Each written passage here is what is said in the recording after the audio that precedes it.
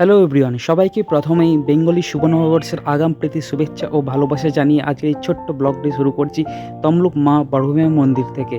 তো এখন যেখানে দাঁড়িয়ে আছি দেখতে পাচ্ছ, এটা হচ্ছে দালান, মিনস ওখানেই পুষ্পাঞ্জলি অঞ্জলি চলে। আর এটা ঠিক লেফট সাইডটা, আর এখানে দেখো অঞ্জলি চলছে।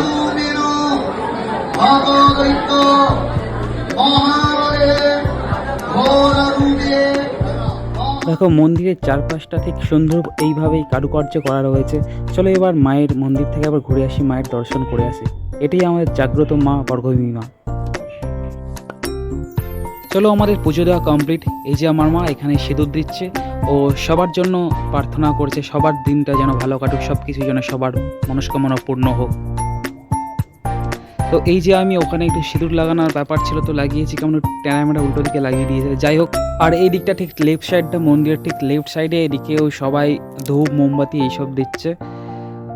অ্যাকচুয়ালি আজকে মন্দিরে গেছিলাম কারণ এখানে একটু ভোগের ব্যবস্থা ছিল। তো তোমরাও দেখে নাও মা বরভূমির কী কী ভোগ থাকে। মেনলি দেখো ভাত, ডাল, তরকারি, মাছ, পায়েস সব কিছুই থাকে।